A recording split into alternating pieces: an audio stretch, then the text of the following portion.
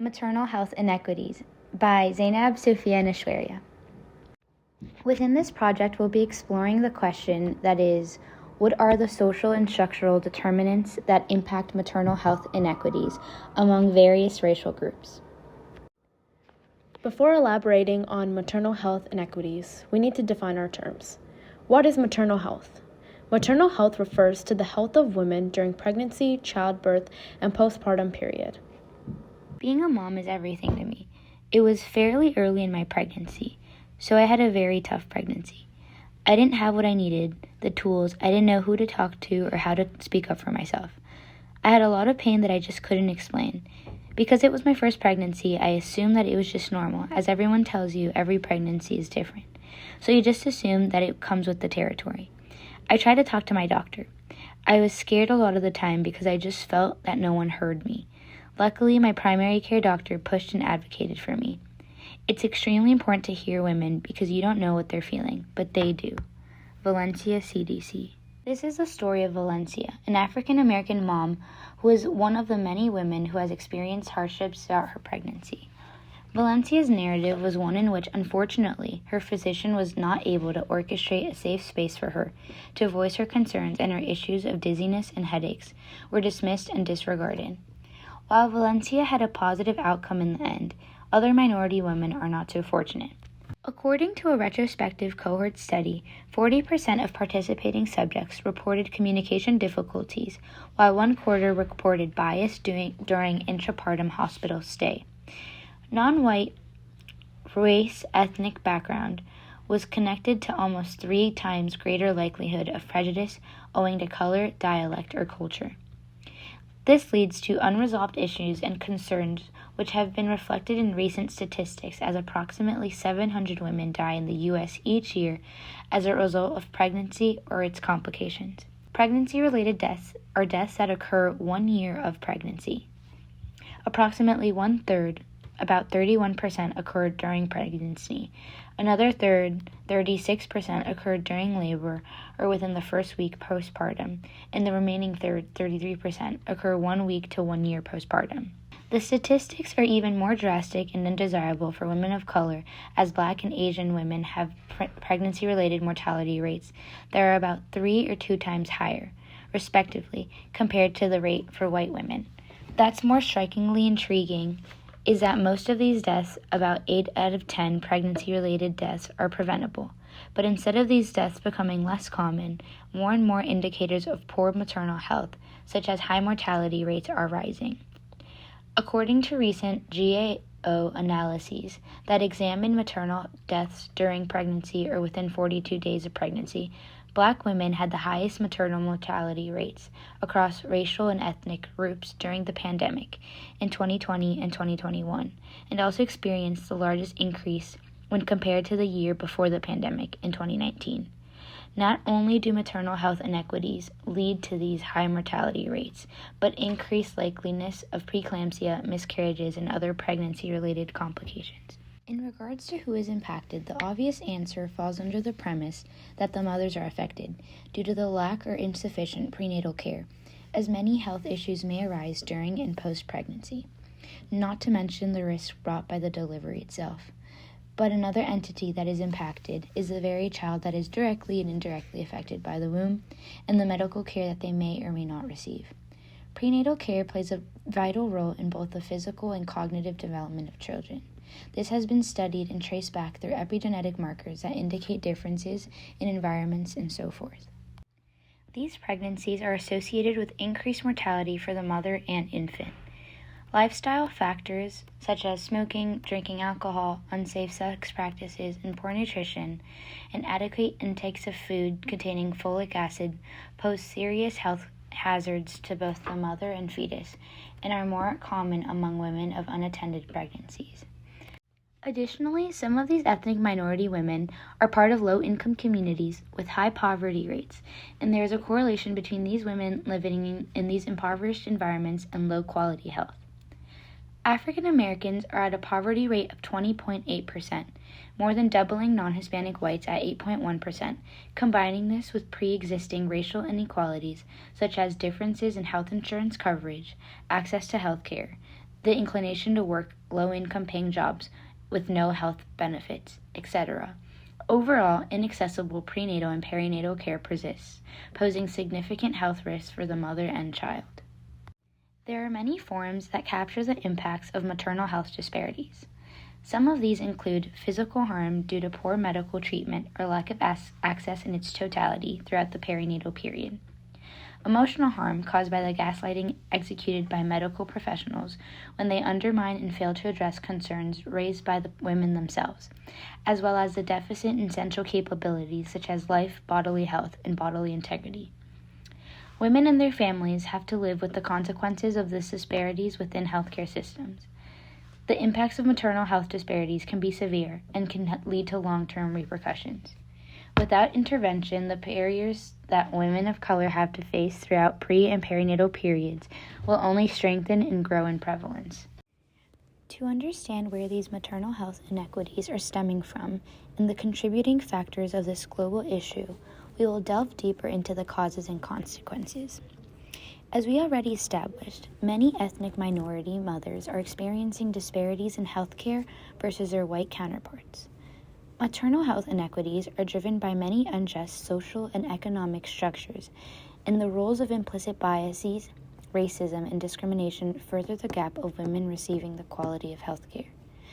The biggest influencing social structure is the healthcare system, and specifically 3 components of the healthcare system that create and progress rampant inequalities for women. These 3 factors are accessibility to medical and professional care, receiving culturally appropriate care, and lastly, quality of care. Accessibility to medical and professional care is a prominent issue in regards to maternal health inequity.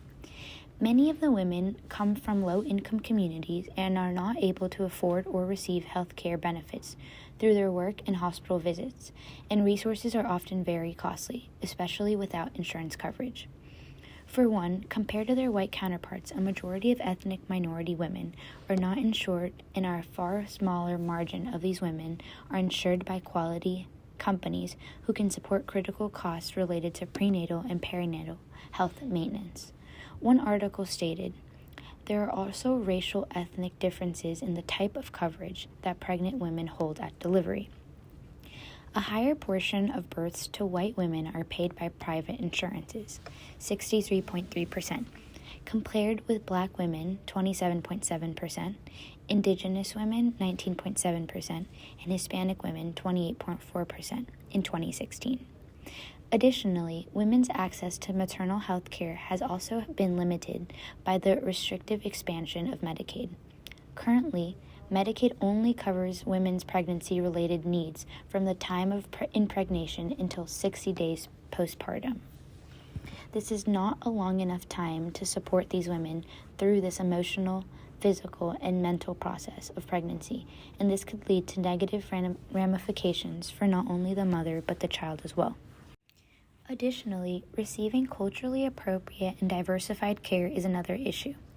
When the medical and professional field does not have a diversified faculty and staff, it can be hard on mothers from various ethnic and minority backgrounds to feel safe to express their concerns and not feel that their race or the color of their skin inherently provides physicians with implicit biases that are working to create barriers of open communication between a pregnant mother and her doctor. One example of the correlation between a lack of diversified professionals and maternal and pregnancy-related complications is the pathways of implicit biases and discrimination.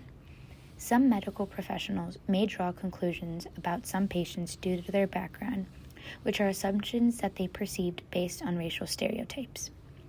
The common misconception that the average black mother can tolerate more pain than their white counterparts is a perfect example of this implicit bias, which leads to that doctor underestimating the black mother's pain concerns, which can lead to an eventual misdiagnosis and mistreatment.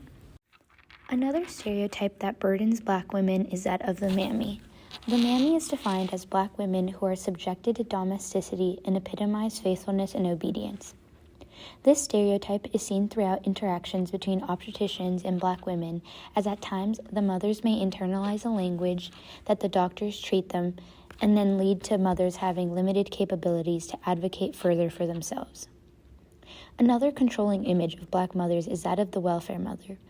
The welfare mothers are characterized as poor working-class Black mothers responsible for diminishing quality of life, given their receiving of government aid.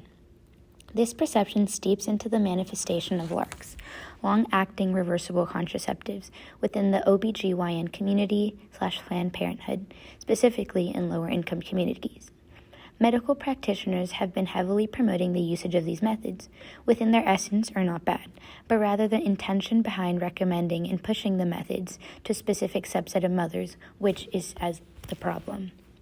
People believe that its recent increased uptake has been forced due to the idea that the children of lower-income mothers are seen as a burden to society. Lastly, quality of care is a major concern leading to pregnancy-related complications down the road. A weak relationship between a mother and her physician could lead to backfiring negative consequences on the health of the baby in the womb. Physicians may not be informing mothers that they can do things to connect and better further the development of their children in ways beyond just their physical health, such as just routine checkups. Mothers may be unaware that speaking to the child within the womb and playing music for them through headphones on the belly are things that allow the mothers to connect with their children and allow the baby to have advanced brain development. Overall, there is a disconnect between the mothers and their medical providers, which can lead to a wide net of issues. These relationships and the foundation of controlling images overall changes the health trajectory for both the mother and the child, leading to not optimal results. In order to correct some of the structural roles and discriminatory representations, we'd like to propose some potential recommendations for the three main issues we pointed out about the broad healthcare system. Our first overarching recommendation for alleviating maternal health inequity is to grow and diversify the prenatal, perinatal, and OBGYN workforce in order to address implicit biases, discrimination, and racism within the medical workforce as a consequence of societal stereotypes. Not only is the birth workforce lacking in diversity in terms of training and discipline, but it does not reflect the racial and ethnic identities of the birthing population in the U.S. For example, while 14% of birthing individuals in the U.S. identify as Black, only 6.3% of certified nurse midwives and 11% of OBGYNs identify as Black. Effective maternal health policies require more expansive solutions to address racism across varying levels of power and thereby reduce maternal health disparities. Racism in the healthcare system can be addressed by acknowledging racism as a public health threat, addressing provider biases and discrimination through racial inequity training and medical school curriculum, expanding access to birth work for Black people by creating more direct training pathways, improving the quality of care at hospitals serving Black communities, and promoting respectful maternity care models. The complexity of caring for patients and taking into account their cultural, linguistic, and social needs can be more readily addressed when the medical workforce is diversified with healthcare professionals ranging from various backgrounds who can heed to address and, most importantly, understand and relate to the experiences of ethnic and racial minorities. This also leads to more personalized care for pregnant mothers and opens a safe space for open and honest communication between the healthcare provider and the patient. This recommendation of diversifying the medical field as a catalyst to reduce maternal health inequity and injustice is the ideal solution, but it is one that is long-term. Therefore, our second recommendation helps to supplement this issue by providing a more short-term solution. The accessibility of medical care is another prominent issue, and our second recommendation would be to expand the coverage of Medicaid insurance post-birth to cover more effective ways of regulating and maintaining maternal health, such as providing consistent and quality doula and midwifery care services for these women. Community-based doulas are trusted individuals, often from local communities, who are trained to provide psychosocial, emotional, and educational support during pregnancy, childbirth, and the postpartum period. They are particularly critical in labor and delivery, serving as patient advocates and providing comfort and coaching. Community-based doula programs build on the strong relationship doulas establish with mothers throughout pregnancy, birth, and the postpartum period to promote ongoing care and support. Doulas can improve perinatal and postpartum outcomes while being cost-effective, particularly for those facing inequities in birth outcomes.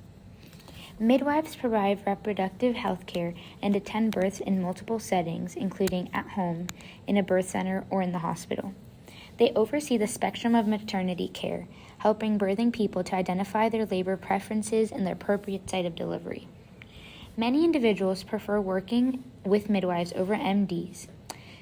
The positive impact of midwifery on maternal care outcomes is well documented.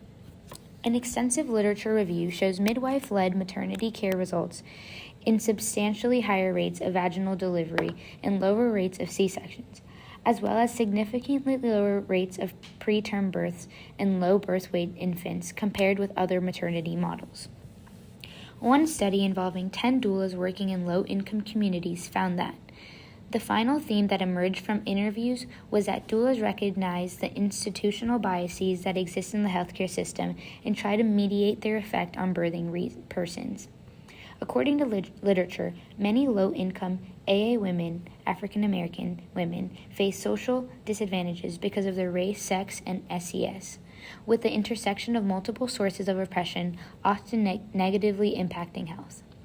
Women who endure the daily stress of being both African American and poor may also endure stress from various other negative social circumstances, such as housing and food insecurity, that disproportionately affect low-income and African American women, and continue to find that doulas manage to support these women through working to build trust with them, buffering inappropriate behavior by medical personnel, supporting and advocating for their clients, and attempting to balance meeting the multitude of needs of their clients while advocating their own burnout. Not everyone agrees with these recommendations as a common argument against the idea of expanding Medicaid to cover doula and midwifery services will result in higher taxes to be paid among the general public, including their white counterpart pregnant mothers who can afford to pay for private insurance. Additionally, others say that society should focus on MDs because they have more professional training rather than doulas and midwives. But the reason why our recommendation is better than the alternatives is because marginalized women don't feel safe enough with white physicians to advocate for themselves, which causes increased complications, and it takes time to change MDs' perspectives, bias, and racism without proper interventions and training. Doulas and midwives are also a better way to promote safe pregnancies, and although they may not have as many professional requirements, they have a wider range and variety of life experiences than their MD counterparts, which is in part the reason why doulas and midwives have higher natural birth rates without intervention. In promoting the usage of midwives and doulas, we also aim to diminish the negative associations or connotations that some might have about doulas and midwives, such as thinking of them as second best to OBGYNs. A common counter-argument for the idea of diversifying the medical field is the idea that hospitals or clients would then be accepting less qualified people/students just to meet said diversity quota. With that said, we argue that in order to properly diversify the medical field, we need to change the social structures imposed on low-income schools and communities that limit marginalized communities, thereby negatively affecting their chances of getting into a good college and furthermore med school. An example of this would be colleges must take a more holistic approach on admissions and allowing these students an opportunity to learn qualities such as good study habits, the importance of consistency within academic and extracurricular activities, while having the university support and giving them the actual capability of being a great candidate for medical school. Therefore, not receiving underqualified students, but rather allowing more students of marginalized communities to become qualified.